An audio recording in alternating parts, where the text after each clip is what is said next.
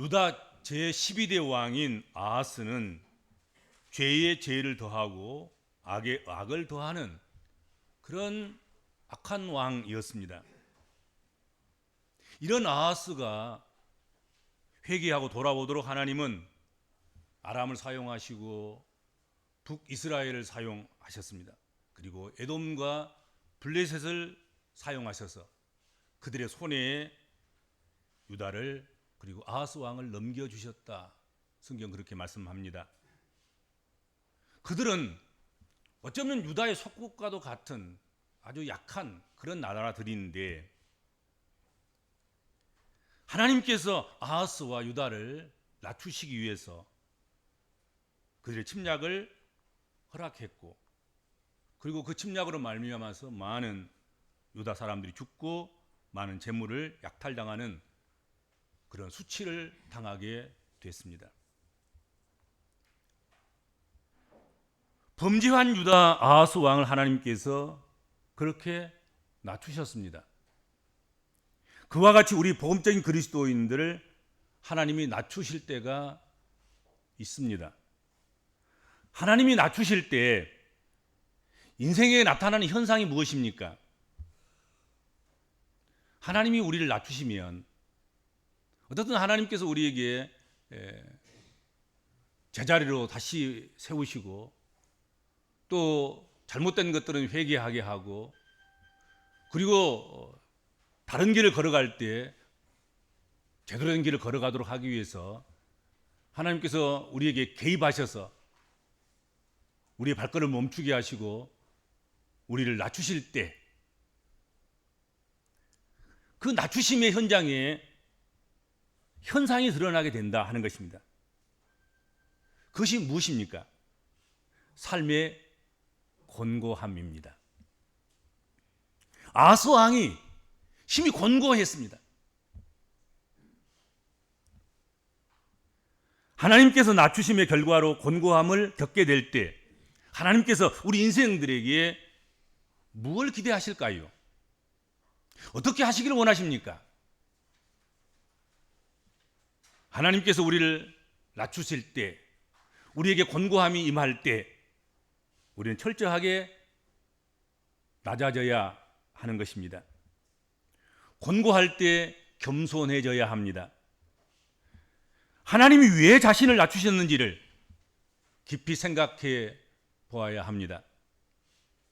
하나님이 우리를 낮추시는 것은 하나님께 돌아와서 하나님을 높이라는 신호입니다. 하나님이 우리를 낮추시고 우리를 곤고에 떨어뜨릴 그 때는 하나님께서 우리에게 기도하라는 하나님께서 우리에게 부르짖으라는 그런 신호입니다. 하나님께서 우리를 낮추시고 우리를 곤고케 하신 그 이유는 하나님께 닫힌 마음을 열라는 그런 사인인 것입니다. 그런데 아하스 왕은 하나님께서 그런 사인을 주셨고 그런 신호를 보내주셨음에도 불구하고 망령되이 행하였고 여호와께서 낮추신 그 뜻을 깨닫지 못하고 악의 악을 더하고 죄의 죄악을 더하는 그런 행위를 했습니다.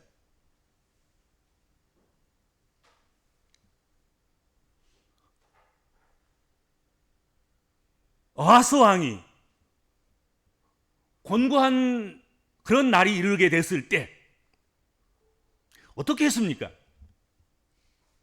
아하스 왕은 곤고한 날이 있음에도 불구하고 하나님께서 자기를 낮추시는 일이 있음에도 불구하고 죄에서 돌아오라고 곤고함을 주시는데도 불구하고 아하스 왕과 유다 백성들은 오늘 본문에 더욱 여호와께 범죄하였다. 성경에 그렇게 말씀하고 있습니다. 그렇게 한 이유는 하나님의 무능함, 하나님 무능하기 때문에 유다를 지켜주지 못했고 하나님 무능하시기 때문에 이방인의 손에서 우리를 보호해 주지 못했다, 그렇게 생각했기 때문입니다. 그래서 하나님이 부르시는 인생의 곤고한 때를 하나님으로부터 더 멀어지는 기회로 삼는 어리석음을 범했습니다. 하나님께서 가까이 오라고 부르시고 하나님께로 돌이키라고 신호를 보내시고 하나님 앞에서 범죄함을 끊고 성결한 하나님 백성으로 또 하나님이 세우신 기름 부으신 왕으로 그렇게 살아가도록 그렇게 부르셨으나 그 기회를 상실했습니다. 선용하지 못했습니다. 그 기회를 버렸습니다. 그리고 더욱 범죄함에 빠졌다, 그렇게 말씀합니다. 그 더욱 범죄함이 어떻게 오늘 성경에 기록되고 있는가, 한 세 가지 정도로 나눌 수 있겠습니다. 첫째로는 그가 더욱 범죄함은 죄의 죄를 더함은 어떤 형태로 나타났습니까? 그것은 유다를 친 이방 신들을 섬기는 것이었다 하는 것입니다. 곤고한 날에 하나님께 돌아와서 하나님을 섬기는 것이 아니라 자신들을 친 이방인들이 섬기는 그 신들을 자신들이 믿는 하나님보다 더 세다고 생각하고 우상을 섬기는 그런 일을 하게 됐다 하는 것입니다. 유다가 전쟁에 졌으니 유다를 이긴 신이 더 강하다고 생각하는 것입니다. 그래서 하나님을 버리고 이방신을 섬겼습니다. 그러나 하나님보다 더 강한 신이 어디 있겠습니까? 하나님보다 더 강한 신이 누구이겠습니까? 그런 신은 없습니다. 만약의 경우 하나님보다 더 강한 신처럼 느껴지는 것이 있다면 그것은 하나님께서 자신을 마치 무능한 신처럼 손을 놓으셨기 때문일 것입니다. 하나님의 손이 짧아서 구원치 못하심이 아니라 하나님께서 구원하시지 않으시기 위해서 자신의 손을 짧게 그렇게 오므라 드리는 그런 일을 하셨기 때문이다 하는 것이죠. 그런데도 불구하고 아하스 왕은 유다를 친 이방 신들이 더 세다고 생각했다는 것입니다. 오늘도 이런 그리스도인들이, 이런 하나님의 자녀들이, 이런 성도들이 없으면 좋겠는데 얼마나 많은지 모릅니다. 아하스 왕이 곤고할 때 그 한 일로 말미암아서 그는 더욱 비참에 떨어지게 됐습니다. 그래서 곤고할 때 조심해야 됩니다. 곤고할 때 하나님께서 나를 낮추신다 생각하고 하나님께서 나에게 구원의 손길을 펴신다고 생각하고 하나님께 돌아오는 기회로 삼고 하나님을 의지하는 그런 기회로 삼으면 오히려 곤고함이 복된 역사로 전환되고 그리고 바꾸어진다고 생각이 됩니다. 또 그렇게 해야 될 줄로 믿습니다. 둘째로 그가 곤고할 때 더욱 범죄하여 죄의 죄를 더하는 것, 그것이 무엇이었습니까? 여러분, 곤고할 때, 인생이 곤고할 때, 그리스도인이 곤고할 때, 하나님 백성들이 곤고할 때 어떻게 그 곤고한 때를 보내야 됩니까? 여호와께 부르짖어야 됩니다. 그런데 아하스 왕은 여호와께 부르짖지 않았습니다. 성경에 아하스가 기도했단 말이 없어요.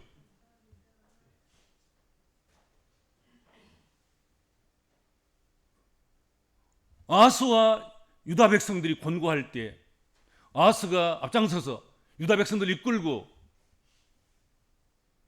어느 광야나 어느 성문 앞이나 성전에서나 어떤 특정한 지역에서나 작은 돌멩이 하나 놓고 하나님을 찾으면서 기도했다는 그런 기록이 하나도 없습니다. 곤고한 날에는 깊이 생각하고 여호와께 부르짖는 기회로 삼아야 합니다. 그런데 아하스 왕은 그렇지 아니했다 하는 것입니다. 시편 34편 6절 이 곤고한 자가 부르짖음에 여호와께서 들으시고 그의 모든 환난에서 구원하셨도다. 그렇게 노래하고 있어요. 곤고한 자가 부르짖으면 여호와께서 들으신다. 그리고 그 모든 환난에서 구원하신다. 이것이 간증이고, 이것이 찬송이고, 이것이 노래이고, 이것이 우리의 하나님 자랑 아니겠습니까? 근데 그렇게 하지 않은 거예요. 그 곤고함이 왔어도 자신도 부르짖지 않았고, 제사장들과 레위인들을 소집해서, 그리고 백성들을 소집해서 기도를 요청하지도 않았고, 오히려 우리가 믿는 하나님이 무능하니까 우리를 이긴 저 민족들의 그들이 섬기는 신, 그들이 세니까 그 신들에게 경배하자, 오히려 우상을 더욱 섬기고 우상을 더욱 의지하는 그런 죄를 범하게 된 것입니다. 곤고한 자가 해야 할 일은 자기를 낮추신 분이 하나님이신 줄 알고 그분께 부르짖어야 합니다. 부르짖을 때 하나님은 반드시 들으십니다. 곤고한 자를 환난에서 구원하십니다. 하나님은 곤고할 때 부르짖는 자를 절대로 외면하지 않으신 하나님이십니다. 곤고할 때 부르짖으면 다른 때보다도 훨씬 더 하나님께서는 자비로운 눈길로, 그리고 아파하는 심장으로 우리를 향하신다 하는 것입니다. 그래도 불구하고 아하스 왕과 유다 백성들은 곤고한 날에 하나님께 부르짖지 않았습니다. 하나님께 부르짖는 대신에 도리어 성경에 보면 어떻게 했습니까? 아하스 왕이 아수르 왕에게 도움을 요청했습니다. 하나님의 선지자를 통해서 그에게 약속했던 대로 자기 하나님 여호와께 도움을 구하여 구원받은 대신에, 지금 곤고함을 주신 것은 하나님의 선지자를 통해서 아하스 왕에게 하나님을 의지하라, 하나님께 구원을 요청하라, 하나님께 도움을 요청하라. 그러면 하나님께서 너를 도우실 것이요, 너희를 이방인의 신에서, 이방인의 손길에서, 이방인의 군대에서 너희를 보호하실 것이다. 그렇게 했음에도 불구하고 여호와께 도움을 구하기는커녕, 그래서 여호와께 구원받은 그것을 하는 대신에 세상 권력을 지닌 왕들에게 도움을 청하였다 하는 것입니다. 아수르 왕에게 군대를 요청한 거예요. 아수르 왕에게 우리를 도우라, 그렇게 청원한 것입니다. 그런데 그들로부터 성경에 보면 실제적인 도움을 전혀 받지 못했습니다. 받을 수도 없었습니다. 오히려 아수르는 그들에게 도움을 주기는커녕 도리어 그들을 공격했습니다. 유다를 공격했습니다.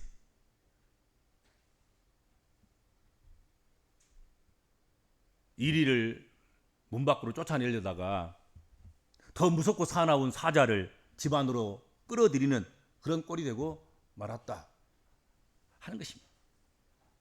여러분, 하나님 믿는 하나님 백성들이 하나님을 의지하지 않고 다른 것을 의지하고 세상을 의지하고 사람을 의지하고 그들에게 손을 내밀어서 그들의 도움을 요청하고 이렇게 하는 것, 그것은 여러분 작은 문제 해결을 하다가 큰 문제 불러들이는 것과 똑같습니다.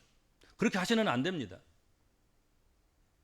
권고할 때 사람을 의지하지 않고 세상 권력을 의지하지 않고 세상 물질을 의지하지 않고 세상 사람에게 하소연하지 않고 여호와께 하소연하고 여호와께 부르짖고 여호와께 맡기고 여호와의 도우심에 손길을 요청할 때 하나님께서는 능력의 팔, 그 손을, 그 오른손을 우리에게 내밀어 주시는 줄로 믿습니다.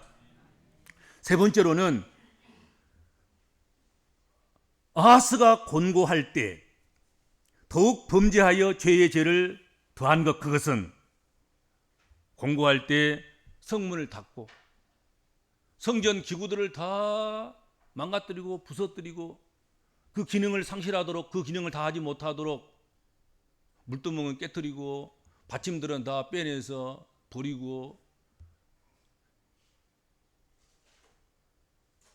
하나님을 예배하는 도구들을 다 부수었다. 그리고 문을 닫아버렸다. 오늘 본문 24절 25절에 보면 아하스 왕은 하나님이 섬기는 성전의 기구들을 모아 부수고 여호와의 전의 문들을 닫았다. 그렇게 기록하고 있습니다. 더 이상 성전을, 더 이상 성물들을, 더 이상 성전의 기구들을, 더 이상 성전의 문들을 쓸데없는 것으로 간주해서 그렇게 했다는 것입니다. 다 폐쇄시킨 거죠. 문들도 닫아 걸고 폐쇄시키고, 그리고 성전 안에서 사용하고 있는 모든 기물들도 다 파괴시키고 이스라엘 제자리에서 다른 곳으로 옮겨놓고 이런 일들을, 악행을 저지르게 된 것입니다. 그리고 예루살렘 구석구석마다 우상의 제단을 쌓고 유다의 각 성읍에 산당을 세우고 다른 신들에게 분향했습니다. 그래서 여호와의 하나님의 진노를 더 사는 일을 했다. 성경은 그렇게 말씀하고 있습니다. 여호와 하나님으로부터 자비로우심을 받고 긍휼하심을 입고 도우심을 입는 그런 기회를 하나님께 제공하시기 위해서 인생들의 곤고함을 주셨는데, 오히려 여호와로부터 하나님의 진노를 사는, 하나님의 진노를 당하는 그런 일을 하는 우매하고 어리석음에 빠지게 됐다 하는 것입니다. 우리 그리스도인들이 하나님께서 우리를 낮추실 때 우리 철저히 낮아지고, 하나님께서 우리를 곤곡케 하실 때 우리가 곤고하심을 주신 하나님의 뜻을 깨닫고 하나님께 돌아가고, 오히려 그 시간에 하나님을 의지하고 하나님을 섬기고 하나님의 부르짖음으로 말미암아서 하나님이 얼마나 우리를 사랑하시고 얼마나 하나님께서 우리를 향하신 그 자비로우심이 크신가를 경험하는 복된 기회로 삼아야 될 줄로 믿습니다. 아하스 왕은 곤고한 일을 만난 진정한 이유를 알지 못했습니다. 그리고 곤고한 날에 취할 올바른 왕의 자세, 성도의 자세를 취하지 못했습니다. 인생을 살다 보면 형통한 날도 있지만 곤고한 날도 참 많습니다. 어떻게 이렇게 겨울에 달면 비등비등할 거예요. 곤고한 날과 형통한 날이 낮과 밤의 시간들이 동일한 것처럼, 봄, 여름, 가을, 겨울 계절의 그 무게가 동일한 것처럼 곤고한 날과 형통한 날, 형통한 날과 곤고한 날이 이렇게 적당하게 주어지는 것이 인생이 아닌가 생각합니다.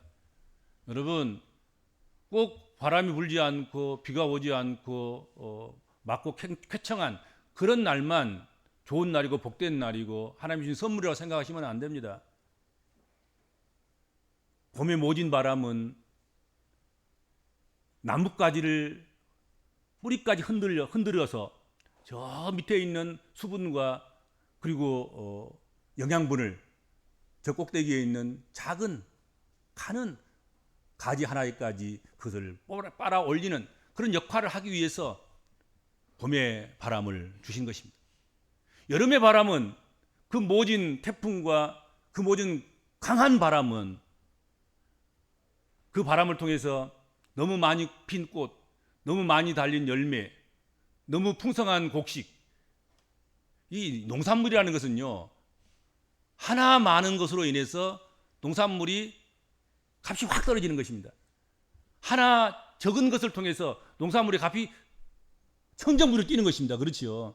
근데 하나님께서 여름의 태풍을 통해서 그걸 조정하시는 거예요. 세계의 모든 것들 딱 보시고 여름의 강한 바람을 통해서 적당하게 떨어뜨려서 적당하게 한쪽 구석을 망가뜨려서 전 세계가 그런 식량 파동이라든지 곡식 파동이라든지 과일 파동이라든지 채소 파동이라든지 그런 게 나지 않도록 수급 조절을 하셔서 그렇게 하시는 역할로 여름의 태풍이나 여름의 바람을 사용하십니다. 가을에 그 바람은, 그 쌀쌀한 바람은 왜 주시겠습니까? 우리도 한번 모이면 옹기종기 모여서 우리끼리 개토화 돼가지고 우리끼리 잘해보자, 우리끼리 잘 먹고 잘 살아야지, 뭐 남 생각을 뭐 있어, 내 잘 살면 되고 우리끼리 잘 살면 되는 거지, 내 가정 평안하면 되고 내 교회 평안하면 되고 뭐 그렇게 생각할 때가 많습니다. 그런데 그래가지고는 번식이 안 됩니다. 그래가지고 영토가 넓어지지 않습니다. 영토를 넓히는 방법은 씨가 멀리 날아가는 것입니다. 가을에 옹기종기 그 밑에 그 아래에 떨어져서 그냥 밀식된 그런 상태에서 자라려고 하는 그 씨앗들을 가을 바람을 통해서 저 태평양으로, 대서양으로, 오대양 육대주로 바람을 타고 멀리 그 씨가 날아가서 거기 퍼뜨려져서 그 넓은 영토에까지 번식하도록 그런 역할을 하는 것입니다. 가을 바람이 없으면 여러분 그렇게 안 되는 거예요. 그 밑에 그냥 쭉 떨어져 가지고 그냥 소복하니 거기 날 뿐이지. 그러지 않습니까? 예루살렘의 교회가 예루살렘이 좋다고 거기 앉아서 서로 거기에서만 이렇게 옹기종기 모여 있을 때 하나님께서는 예루살렘 교회에 시험과 환난을 주시지 않습니까? 핍박을 주십니다. 그리고 전 세계로 흩어지잖아요, 예루살렘 교회가. 그래서 세계화된 것입니다, 교회가. 그런 것이 없었으면 예루살렘 교회 그 안에 옹기종기 모여가지고 예루살렘만 여기 성도고 거룩한 도성이고 여기가 하나님의 시온성이니 그러면서 자기들끼리만 우싸우싸하고 그냥 지낼 수 있을지도 모르겠습니다. 그런데 예루살렘 교회가 핍박을 당함으로 말미암아서 전 세계로 한 번도 가보지 못한 그런 땅이 있는지도 모르는 그런 곳까지 유다 백성들이, 하나님 백성들이, 그리고 사도들이, 제자들이 흩어져서 복음의 세계화를 이루게 됐습니다.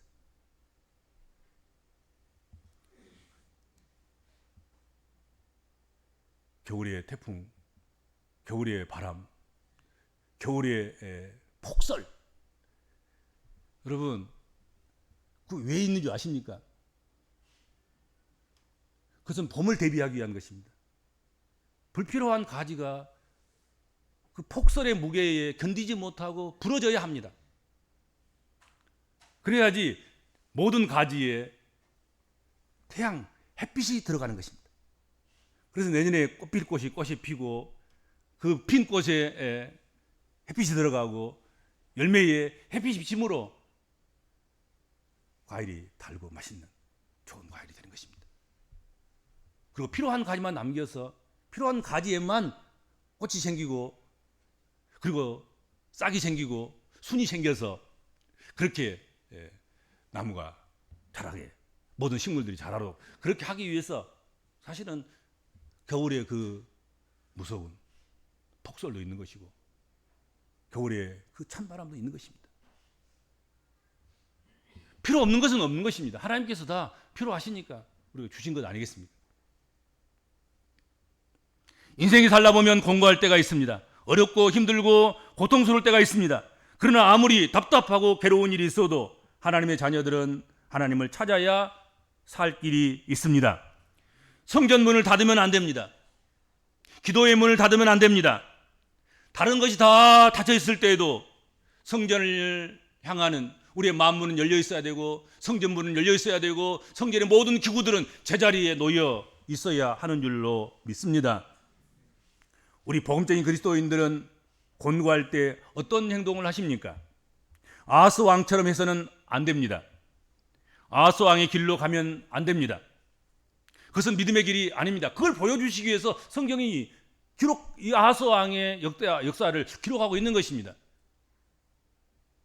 저 사람 따라가면 안 된다. 저 사람처럼 자신이 낮아질 때, 곤고함을 당할 때, 곤란을 당할 때 저렇게 하면 안 된다 하는 그런 샘플로 우리에게 보여주고 있는 인물인 것입니다. 곤고한 일을 만날 때 더욱 범죄했던 아하스 왕과 유다 백성처럼 되지 않으려면 곤고한 일을 주신 하나님을 찾아서 그 이유를 알고 하나님이 원하시는 성도의 자세를 갖춰야 할 것입니다. 그래서 곤고한 때를 오히려 하나님의 긍휼하심을 입은 그런 기회로 삼아야 할 것입니다. 사람이 죄에 사로잡히면 모든 분별력을 잃게 됩니다.